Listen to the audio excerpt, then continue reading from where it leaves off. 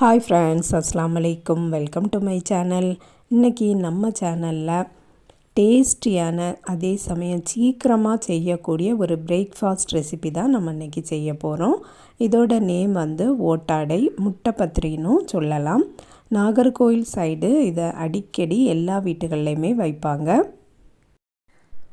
ஓட்டையாக இருக்கிறதுனால நல்ல பஞ்சு போல் இருக்கும். இது கல்யாண வீட்டுகள் எல்லாமே வைப்பாங்க. வீடியோக்குள்ளே போகிறதுக்கு முன்னாடி நம்ம சேனலை இப்போ தான் ஃபஸ்ட் டைம் பார்க்குறீங்கன்னா சப்ஸ்கிரைப் பண்ணிடுங்க. சப்ஸ்கிரைப் பண்ணிவிட்டு பக்கத்தில் இருக்கக்கூடிய பெல் ஐக்கானையும் கிளிக் பண்ணிடுங்க. அப்போ தான் நான் எப்போம்லாம் வீடியோஸ் போடுறேனோ அதெல்லாம் உங்களுக்கு நோட்டிஃபிகேஷனில் வரும். நீங்கள் தவறாமல் பார்க்கலாம். இந்த ஓட்டாடையை 2-3 டைப்பாக பண்ணலாம். நான் இன்றைக்கி பண்ண போகிறது மைதா மாவு வச்சு பண்ண போகிறேன். 1 கப்பு மைதா மாவு எடுத்திருக்கேன். 1 கைப்பிடியும் கூட எடுத்திருக்கேன். இதை இப்போ நல்லா அரிச்சு எடுத்துக்கலாம். தேவையான அளவு உப்பு போட்டுக்கலாம். 1 கப்பு மைதா மாவுக்கு 1 முட்டை போட்டால் கரெக்டாக இருக்கும். அதனால் 1 முட்டை போட்டுடலாம். இனி நார்மலான வாட்டர் ஊற்றி நல்லா மிக்ஸ் பண்ணலாம். இந்த மாவு தோசை மாவு பதத்துக்கு வரணும். அந்த அளவுக்கு நல்ல கட்டிகள் இல்லாமல் மிக்ஸ் பண்ணி எடுத்துக்கணும். ஃபஸ்ட்டே அதிகமாக தண்ணி ஊற்றாமல் கொஞ்சம் கொஞ்சமாக ஊற்றி மிக்ஸ் பண்ணலாம். மாவை நல்லா மிக்ஸ் பண்ணியாச்சு. இந்த மாதிரி கன்சிஸ்டன்சியில் மாவு இருக்கணும். இனி சுட்டு எடுக்க ஆரம்பிக்கலாம். இதுதான் ஓட்டாடை சுட்டு எடுக்கக்கூடிய சட்டி. இதில் போட்டு தான் நம்ம சுடணும்.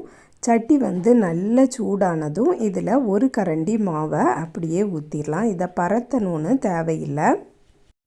சட்டி நல்ல சூடாக இருக்கணும். ஊற்றும்போது அடுப்பை கூட்டி வச்சிடணும். மாவை ஊற்றி கொஞ்ச நேரம் இந்த ஹோல்ஸ் வந்ததுக்கு அப்புறமா அடுப்பை குறைச்சி வச்சிடணும். மாவும் கரெக்டாக இருக்கணும். அதே போல் அந்த ஹீட்டும் கரெக்டாக இருக்கணும். அப்போ தான் எல்லா இடமுமே அந்த ஹோல்ஸ் வரும். முக்கால்வாசி குக் ஆனதுக்கு அப்புறமா ஒரு மூடி போட்டு மூடி வச்சிடணும். அவ்வளோதான், குக் ஆயாச்சு, எடுத்துடலாம். இந்த சட்டியில் எண்ணெயெல்லாம் தடவ வேண்டிய அவசியம் இல்லை. இந்த சட்டியில் ஊற்றி அடிக்கடி சுட்டுட்டே இருந்தால் கரெக்டாக வரும். நம்ம சுடாமல் அப்படியே போட்டுட்டோம்னா ஒழுங்காக வராது. ஃபஸ்ட்டு 2 எண்ணம்லாம் வேஸ்ட் ஆக ஆரம்பிச்சிடும். எல்லாத்தையும் இதே போலையே ஊற்றி ஊற்றி சுட்டு எடுக்கலாம். 1 கப்பு மாவுக்கு எனக்கு 7 எண்ணம் வந்துச்சு. உங்களுக்கு அதிகமாக வேணும்னா 2 கப்பு மாவு போட்டுக்கிடுங்க.